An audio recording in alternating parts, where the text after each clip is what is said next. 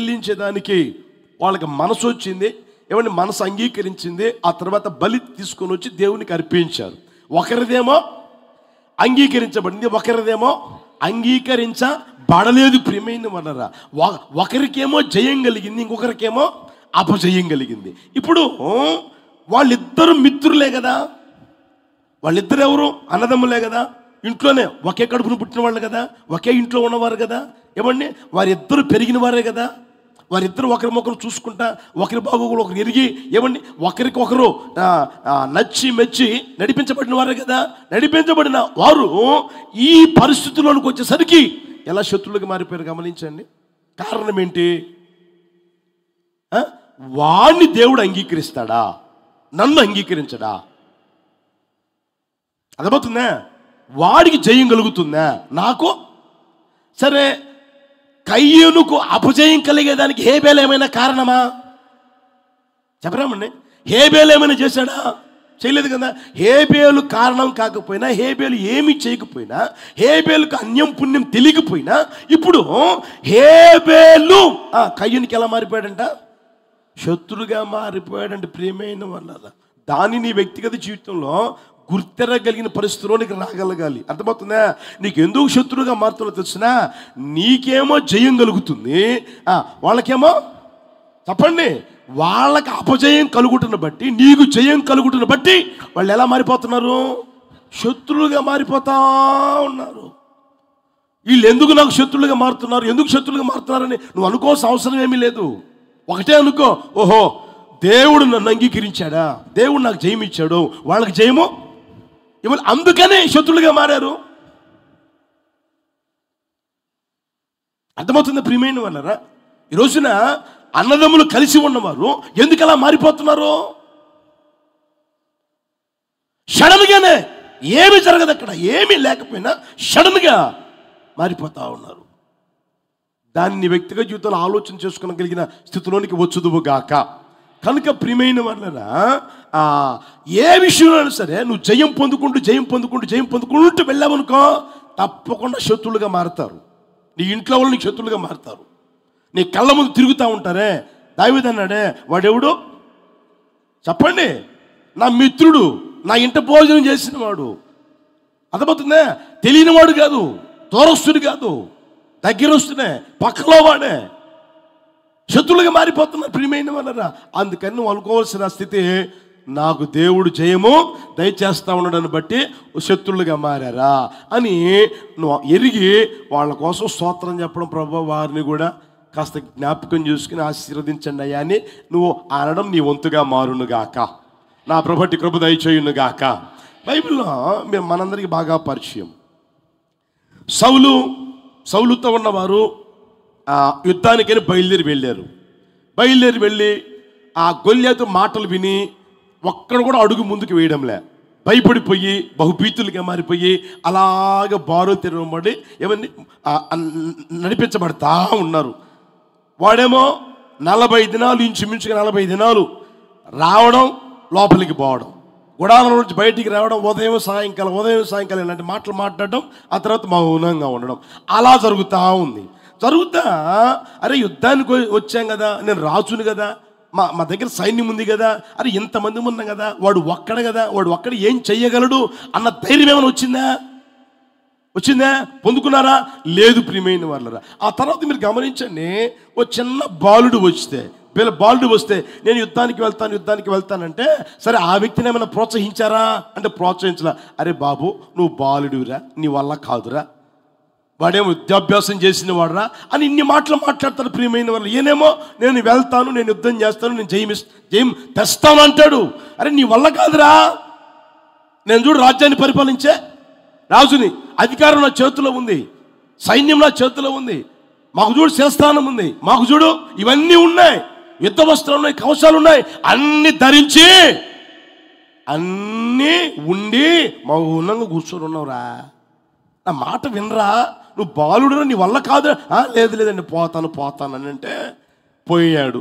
పోయిన తర్వాత జయాన్ని పొందుకున్నాడా లేదా చెప్పరామండి? సౌలు యొక్క ఆలోచనలన్నీ తారుమారైపోయాయి అక్కడ. సౌలు అనుకుంటా ఉన్నాడు, వీడు పోతున్నాడు, ఈయన ఒక్క దెబ్బతోని వాడు చంపేస్తాడు, ఏమంటే ఇటు చెప్పిన మాట కూడా వినకుండా పోతా ఉన్నాడు అని అనుకున్నాడు. ఆలోచనలు జరిగాయా? ఆలోచనలన్నీ తలక్రిందులైపోయి ప్రియమైన వారా.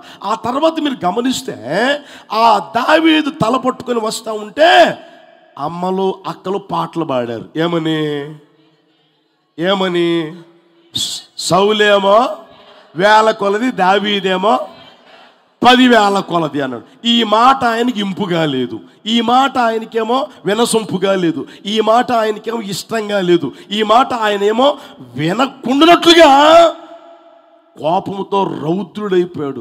ఇతగాడు కోపపడడానికి కారణం ఏమైనా ఉందా? చెప్పలేమండి. అప్పటి నుంచి విషపు సూపు నిలిపాడంట. ఎప్పటి నుంచి?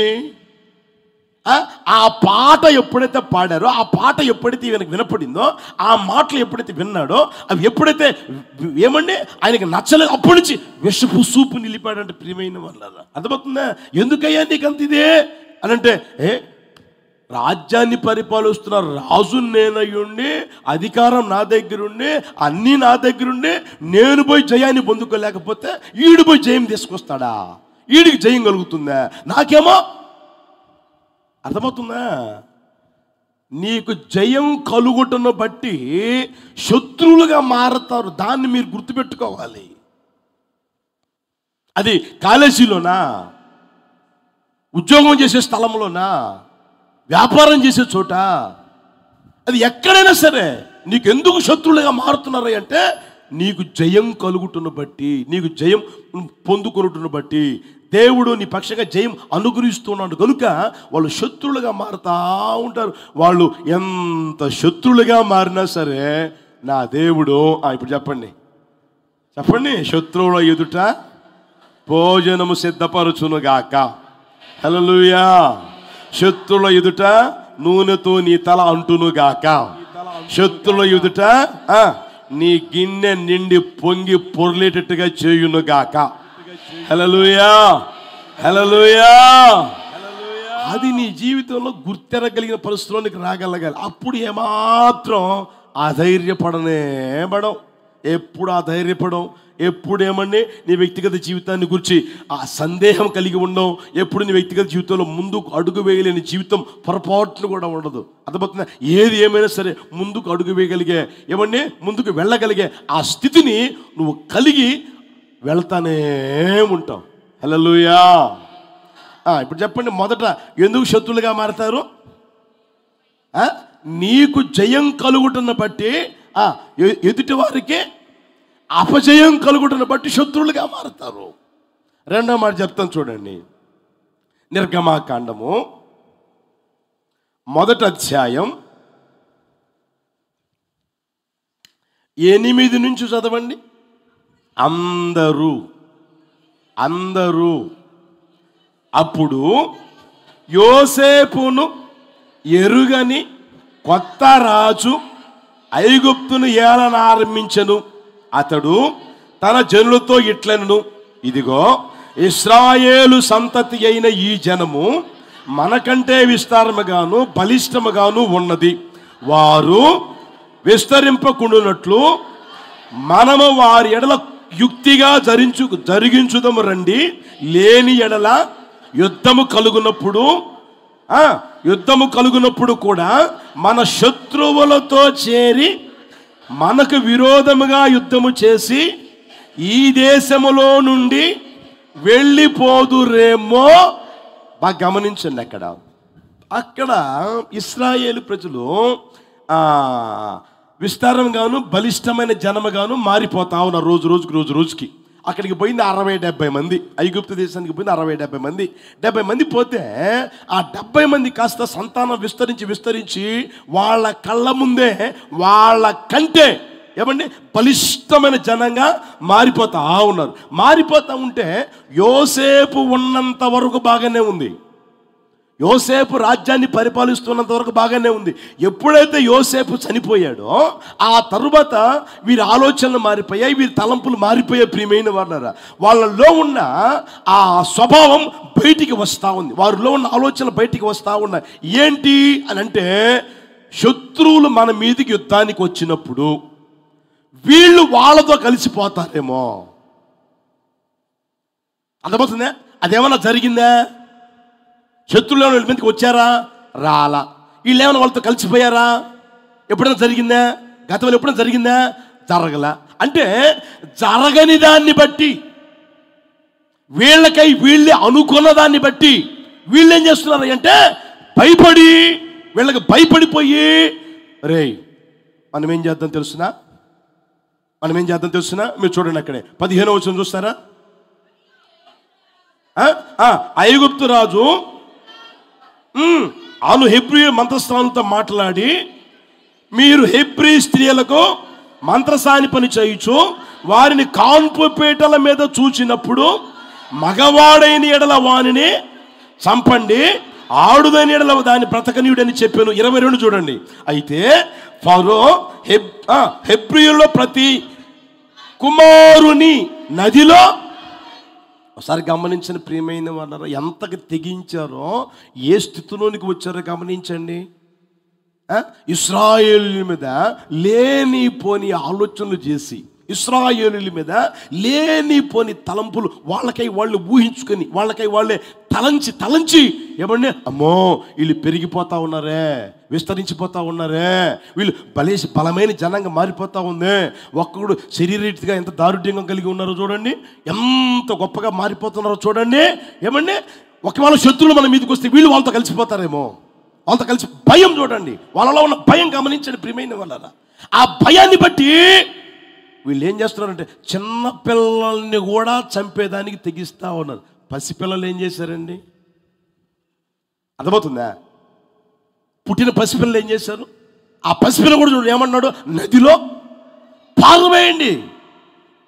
ఒకవేళ చంపలేకపోయారా, నదిలో పారవేయండి, కంటికి కనిపించకుండా పారవేయండి అంటే ఎంతగా తెగించి ఆ స్థితికి వచ్చారు గమనించిన ప్రియమైన వాళ్ళ. రెండవదిగా ఎందుకు శత్రులుగా మారతారయ్య అంటే నీ గురించిన భయం పట్టుకుంటుంది వాళ్ళకి. నీ గురించిన భయం ఏమీ ఉండదు, నువ్వేమి చేయవు, నువ్వు భయపెట్టవు, నువ్వేమి భయపెట్టవు.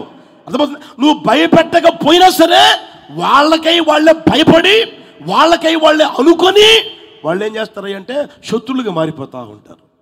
అమ్మో నాకంటే వీళ్ళు బలిష్టమైన జనంగా మారిపోతున్నారే, నాకంటే వీళ్ళు ఏమండి పెద్దలుగా మారిపోతున్నారే అన్న ఆ పరిస్థితుల్లో నీ వ్యక్తిగత జీవితం ఏమంటే వాళ్ళు శత్రువులుగా మారుతా ఉంటారు. అయినా సరే నువ్వు వారికి భయపడకుందువుగాక. హల్లెలూయా. అయినా వాళ్ళ కళ్ళ ముందే దేవుడు ఏం చేస్తాడంట, ఆయన దావీదు ఏమన్నాడు, నా శత్రువుల ఎదుట నీవు నాకు భోజనము సిద్ధపరుచుదువు. హల్లెలూయా. నా తల నూనెతో అంటి ఉన్నావు, ఆ తర్వాత నా గిన్నె నిండే పొర్లును గాక. హల్లెలూయా. ఈ ఆశీర్వాదాలు దేవుడు మనకిస్తూనే ఉంటాడు ప్రియమైన వాళ్ళరా. అర్థమవుతుందా? మీరు ఇంకా మీకు అర్థమయ్యేదని చెప్తాను చూడండి. యేసు ప్రభు పుట్టినప్పుడు తూర్పు దేశపు జ్ఞానులు వచ్చి అడిగారు, ఏమని తెలిసిన, హేరోదు రాజుగా పుట్టినవాడు ఎక్కడ ఉన్నాడు? అర్థమవుతుందా? ఎక్కడ ఉన్నాడు అడిగితే, రాజ్యాన్ని పరిపాలన చేస్తున్న రాజు నేనుంటే ఇంకొక రాజు రావడమా, ఇంకొక రాజు పుట్టడమా అని కలవరపడ్డాడంట. హేరోదు రాజు కలవరపడి ఏం చేసి తెలిసిన, రే యూదులకు రాజుగా ఎప్పుడు పుడతాడు, ఎక్కడ పుడతాడు అని ఆరాలు తీశారు. ఆరాలు తీస్తే బెత్లెహేంలో పుడతాడని చెప్పి తెలుసుకున్నారు. ఏమండి, ఆ తర్వాత 2 సంవత్సరాల పిల్లలు ఏం చేశారంట, వాళ్ళు ఏం చేశారండి, వీడికి భయమేంది, రాజ్యాన్ని పరిపాలిస్తున్న రాజు నేనుంటే ఇంకొక రాజుగా పుట్టడమా, అర్థమవుతుందే, నా రాజ్యం పోద్దేమో. అర్థమవుతుందే ప్రియమైన వాళ్ళరా. ఇలాంటి పరిస్థితులలో నీ వ్యక్తిగత జీవితం ఏమంటే నడిపించబడుతూ ఉందా? అయినా సరే నా దేవుడు భోజనం సిద్ధపరచునుగాక. హల్లెలూయా. అయినా సరే నా దేవుడు నీ తల నూనెతో అంటునుగాక. అయినా సరే ప్రియమైన వాళ్ళరా నిశ్చయముగా నీ గిన్నె నిండి పొర్లునుగాక. హల్లెలూయా. మొదటిది మీ వ్యక్తిగత జీవితంలో, మన వ్యక్తిగత జీవితంలో శత్రువులకు ఎందుకు మారుతారయ్య అంటే జయం నీకు కలుగుతున్న బట్టి, వారికి అపజయం కలుగుతున్న బట్టి. రెండవదిగా ప్రియమైన వాళ్ళని మనం గమనిస్తే కారణమే ఉండదు. భయం, నీ గురించిన భయం, అర్థమవుతుందా? నీ గురించిన ఆ భయం ఏం చేస్తుంది అంటే వాళ్ళని శత్రులుగా మార్చేస్తా ఉంది. కారణమేమీ ఉండదు. ఏమైనా కారణం ఉంటుందా? వెతుకు ఏమీ ఉండదు. నాకు వచ్చి చెప్తా ఉంటే ఒక్కోసారి నవ్వాలా ఏడవాలా కూడా అర్థం కాదు. అర్థమవుతుంది. కొంతమంది వచ్చి చెప్తా ఉంటారన్నా కారణమే లేదన్నా. నేనేమంటా, ఒకటే మాట్లాడతా, ఏం కాదులే ప్రార్థన చేద్దాం. అంతకంటే ఏమైనా మాట్లాడతాను ఎప్పుడన్నా? ఏం కాదు ప్రార్థన చేద్దాం, ఏం కాదు భయపడొద్దు ప్రార్థన చేద్దాం. ఇంక ఇదే నేను చెప్పేది. అంతకంటే నేనేం చెప్పగలను? అర్థమవుతుందా ప్రియమైన వాళ్ళరా? నువ్వు భయపెట్టావు, వాళ్ళే భయపడతారు. నువ్వేమనవు, వాళ్ళకే వాళ్ళు అనుకుంటారు. లోపల మదన పడిపోతారు. లోపల అనుకుంటానే శత్రులుగా మారిపోతా ఉంటారు. నీకు దూరం అయిపోతా ఉంటారు. నీకు దగ్గరగా ఉన్న వాళ్ళు కూడా దూరం అయిపోతా ఉంటారు. నువ్వు వాళ్ళని చూసి బాధపడాల్సిన అవసరం, భయపడాల్సిన అవసరమే లేదు. నా దేవుడిని ఆశీర్వదించునుగాక, నిన్ను దీవించునుగాక, మనల్ని దీవించునుగాక. హల్లెలూయా. మూడవది తెలియజేస్తాను చూడండి. మూడవ మాట సమూయేలు మొదటి పుస్తకం 18వ అధ్యాయం 12 నుంచి జాగ్రత్తగా చదవండి. 18వ అధ్యాయం 12 నుంచి జాగ్రత్తగా చదవండి. యెహోవా తనను వీడిచి దావీదునకు తోడై ఉండుట చూసి సౌలు దావీదునకు భయపెడెను. కాబట్టి సౌలు అతని తన యొద్ద నుండనీయక సహస్రాధిపతిగా చేసెను. అతడు జనులకు ముందు పోవుచు ఉండెను. మరియు దావీదు సమస్త విషయములలో సుబుద్ధి కలిగి ప్రవర్తింపగా యెహోవా అతనికి తోడుగా ఉండెను. దావీదు మిగులు సుబుద్ధి గలవాడై ప్రవర్తించుట సౌలు చూచి మరి అధికముగా అతనికి భయపడెను. ఇశ్రాయేలు వారితోనూ యూదా వారితోనూ దావీదు జనులకు ముందు పోవుచు ఉండుట చేత వారు అతనిని బాగా గమనించండి. అక్కడ దావీదు గొల్యాతుని చంపేసిన తర్వాత మొత్తం మీద సౌలు తన దగ్గర పెట్టుకున్నాడు. దేవుడు తోడై ఉన్నాడని చూశాడు. చూసి భయపడి ఏమంటే తన దగ్గర ఉండనీయకుండా సహస్రాధిపతిగా చేసేసాడు. వెంటనే ప్రమోషన్ ఇచ్చి నా దగ్గర ఉదుపారని పంపించేసాడు. పంపించేసిన తర్వాత మీరు చూడండి, జనులకు ముందు పోవుచూ ఉన్నాడు. సమస్త విషయంలో సుబుద్ధి కలిగి ప్రవర్తిస్తూ ఉన్నాడు. తోడుగా ఉన్నాడు. మిగిలిన సుబుద్ధి కలిగి ప్రవర్తిస్తూ ఉంటే ఏమంటే ఇంకా భయం ఎక్కువైపోయింది. ఎవరికి? సౌలుకు భయం ఎక్కువైపోయింది. బాగానే ఉంది, ఆయనేమో అక్కడ భయపడతానే ఉన్నాడు, సమాచారం తెలుసుకుంటానే చూస్తానే ఉన్నాడు. ఆ తర్వాత మీరు గమనించండి, ఇశ్రాయేలు వారితోనూ యూదా వారితోనూ జనులకు ముందు దావీదేమో ముందు వస్తా పోతా ఉన్నాడు. జనులకి ఓ ప్రక్క ఇశ్రాయేలు ఉన్నారు, ఒక ప్రక్కన యూదులు ఉన్నారు. అందరితో ముందు వస్తా పోతా కలగొలుపుగోలుగా ఏమన్నా నడిపించబడతా ఉంటే ఇప్పుడు జనాలందరూ ఎవరి దగ్గరికి వస్తున్నారు చెప్పండి? జనాలందరూ దావీదు దగ్గరికి వస్తూ ఉన్నారు. అంటే దావీదు మీద ప్రేమ చూపుతా ఉన్నారు, దావీదు మీద కనికరం చూపుతా ఉన్నారు, దావీదు దగ్గరికి వస్తూ ఉన్నారు, దావీదుని వెంబడిస్తూ ఉన్నారు. రాజు ఎవరు? నోరు తెరవండి. జనాలు పోవస్తుంది ఎక్కడికి? ఇప్పుడు పోతున్నది ఎక్కడికి? ఇప్పుడు అర్థమైందా? శత్రువులు ఎందుకు మారుతారు? అర్థమైందా? జాగ్రత్త గమనించండి. శత్రువులుగా ఎందుకు మారుతారో గమనించండి ప్రియమైన వాళ్ళరా. అర్థమవుతుందా? నీ మీద ఇతరులు ప్రేమ చూపుతూ ఉంటారు, నీ మీద దయ చూపుతూ ఉంటారు. జనులు నీ మీద దయ చూపుతున్న దాన్ని బట్టి, జనులు నీ మీద ప్రేమ చూపుతున్న దాన్ని బట్టి పక్కనోడు ఏమవుతాడో, నా మీద దయ చూపడం లేదా, నా మీద ప్రేమ చూపడం లేదే, ఆడి మీద దయ చూపుతున్నాడే, ఆడి మీద ప్రేమ చూపుతున్నాడే. వాడెవడు నిన్నగాక చెప్పండి, మొన్న వచ్చినోడే, నిన్నగాక మొన్న వచ్చినోడు కదా, వాడి మీద ప్రేమ చూపుతున్నాడే, వాడి మీద దయ చూపుతున్నాడే, నా మీద ఎందుకు చూపడం లేదు? అర్థమవుతుందా ప్రియమైన వాళ్ళనా? కాస్త జాగ్రత్తగా గమనించి, శత్రువులు ఎలా మారుతుంది తెలిసిన, జనులు నీ మీద చూపుతున్నా. నువ్వు ఆఫీసులో నువ్వు ఉన్నావండి, నిన్నగాక మొన్నే పోయింది, నీ పన్ను జాగ్రత్తగా చేసుకుంటా ఉన్నావు. అక్కడ ఉంది కదా, సుబుద్ధి కలిగి ప్రవర్తిస్తా ఉన్నాడు, జాగ్రత్తగా చేసుకుంటా ఉన్నావు. నిన్నగాక మొన్న పెళ్ళయ్యావు, పెళ్ళయింది, తర్వాత కోళ్ళగా ఇంటికి వెళ్ళావు. అర్థమవుతుందా? అది ఆఫీస్కి వెళ్ళావు, లేకపోతే ఇంటికి వెళ్ళావు, లేకపోతే నీ పని నువ్వు చేసుకుంటా సుబుద్ధి కలిగి జాగ్రత్తగా ప్రవర్తిస్తూ ఉన్నావు. ప్రవర్తిస్తూ ఉంటే ఎట్టుంటుంది చెప్పరాబండి? ఇంట్లో వాళ్ళ దయ నీ మీదకి వస్తుందా? వీధిలో వాళ్ళ దయ మీ మీదకి వస్తుందా? ఏమండి, ఇంటికి వచ్చిపోతా ఉన్న వారి దయ నీ మీదకి వస్తుందా? అరే అలా కోళ్ళ పిల్ల చాలా జాగ్రత్తగా ఉంటుందిరా, సుబుద్ధి కలిగి ప్రవర్తిస్తుందిరా. ఆ అబ్బాయి నిన్నగాక మొన్న వచ్చినా మందిరానికి, నిన్నగాక మొన్న ఉద్యోగంలో చేరినా, నిన్నగాక మొన్న వచ్చినా చాలా జాగ్రత్తగా ఉంటున్నారా, జాగ్రత్తగా తన పని తను చేసుకున్నారా, ఎవరిని కదిలించుకోకుండా అని అంటే ఇప్పుడు ఏమంటుంది చెప్పండి గట్టిగా? శత్రువులు మారుతారు, శత్రులుగా మారిపోతారు. అప్పుడు దాకా మిత్రులుగా ఉన్నా శత్రులుగా మారిపోతారు ప్రియమైన వాళ్ళరా. ఇప్పుడు దావీదు గురించి అక్కడ మాట్లాడుకుంటున్నారు కానీ సౌలు గురించే మాట్లాడుకోవడంలే. అందుకని శత్రులుగా మారిపోతా ఉన్నారు. ఆ మాటలు మీరు చూడండి ప్రియమైన వాళ్ళరా. ఈ చిన్న వయసులో వీడికి ఎంత పేరా, ఈ చిన్న వయసులో వీడికి ఎంత ఉద్యోగమా, ఈ చిన్న వయసులో. మొన్న నేను ఎక్కడో చూసే ప్రియమైన వాళ్ళరా, ఫేస్బుక్లో అనుకుంటా, వాడికి తిప్పి తిప్పి కొడితే 8 సంవత్సరాలు 10 సంవత్సరాలు వాడు ఒక కంపెనీకి సీఈఓగా మారాడు. మీరు చూసే ఉంటారు, ఒక కంపెనీకి సీఈఓగా మారాడు. చిన్న పిల్లవాడండి. వాడిని బట్టి వాడిని చూస్తే ఎట్టుంటుంది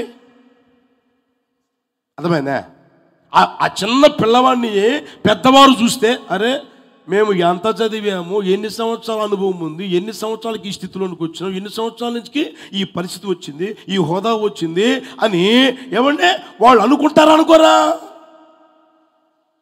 చిన్న వయసులో సీఈఓగా మారాడా? సామాన్యమైన పనా? కనుక నీ వ్యక్తిగత జీవితంలో నువ్వు గుర్తెరగాల్సింది తెలిసినా, ఓహో దేవుని దయ నా మీద ఉంది, హల్లెలూయా, దేవుడు నన్ను ప్రేమిస్తూ ఉన్నాడు. ఆ తర్వాత ఇతరుల దయ నా మీద ఉంది, ఇతరులు నన్ను ప్రేమిస్తూ ఉన్నారు, వాళ్ళ ప్రేమను నేను పొందుకుంటా ఉన్నాను, వాళ్ళ దయని నేను పొందుకుంటా ఉన్నాను అని నువ్వు అనుకొని ప్రభువానికి స్తోత్రం, ప్రభువానికి స్తోత్రం అనుకుంటా ఉంటే నా దేవుడిని ఆశీర్వదిస్తానే ఉండును గాక, హల్లెలూయా, నిన్ను దీవిస్తానే ఉండును గాక, శత్రువుల ఎదుట నీకు భోజనం సిద్ధపరచును గాక, నీ తల నూనెతో అంటును గాక. అంత మాత్రమే కాదు ప్రియమైన వాళ్ళరా, ఆయన నీ గిన్నె నిండి పొర్లేటట్లుగా చేయును గాక, హల్లెలూయా. మీకు ఇంకా దీనికి సంబంధించిన వాక్యం చూపిస్తాను చూడండి. యోహాను సువార్తమానం తీయండి, 12వ అధ్యాయం 17వ వచనం. యోహాను సువార్తమానం 12వ అధ్యాయం 17వ వచనం.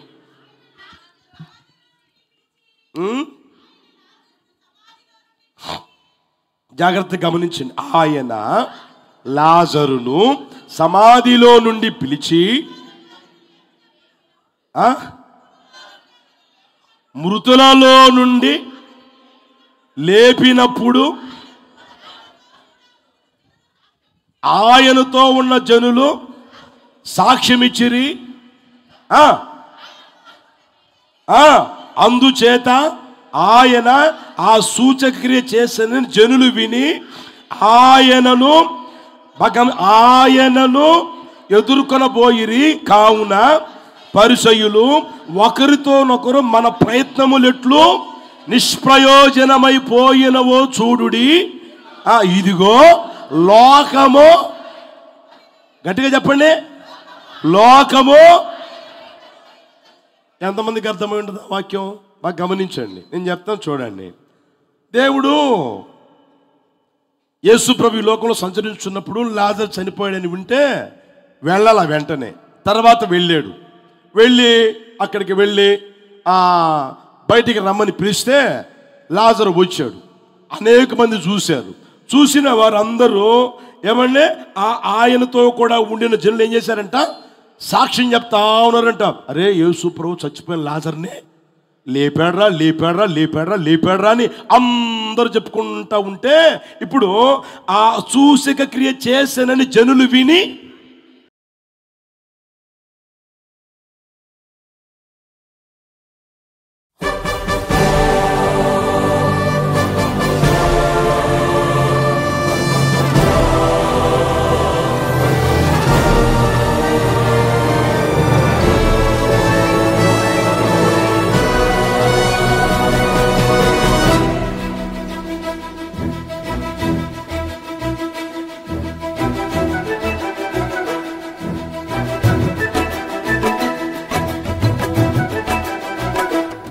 ప్రేమా పూర్ణుడా స్నేహశీలుడా విశ్వనాథుడా విజయ వీరుడా ఆపత్కాలమందున సర్వలోకమందున్న దీన జనాళి దీపముగా వెలుగుచున్నవాడా ఆరాధింతు నిన్నే లోక రక్షకుడా ఆనందింతు నీలో జీవితాంతము నీ కృప ఎంత ఉన్నతమో వర్ణించలేను స్వామి నీ కృప యందు తుది వరకు నడిపించు యేసయ్యా ప్రేమా పూర్ణుడా స్నేహశీలుడా విశ్వనాథుడా విజయ వీరుడా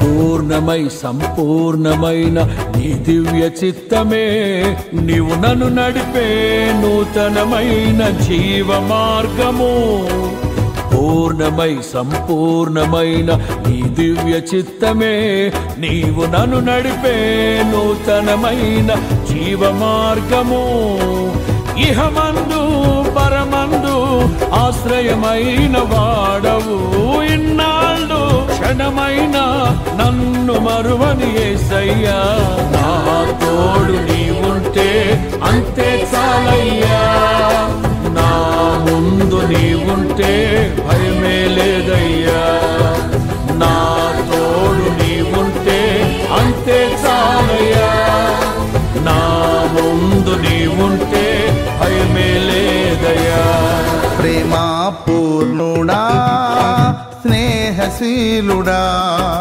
విశ్వనాథుడా విజయ వీరుడా ఆపత్కాలమందున సర్వలోకమందున్న దీన జనాళి దీపముగా వెలుగుచున్నవాడా ఆరాధింతు నిన్నే లోక రక్షకుడా ఆనందింతు నీలో జీవితాంతము నీ కృప ఎంత ఉన్నతమో వర్ణించలేను స్వామి నీ కృప యందు తుది వరకు నడిపించు యేసయ్యా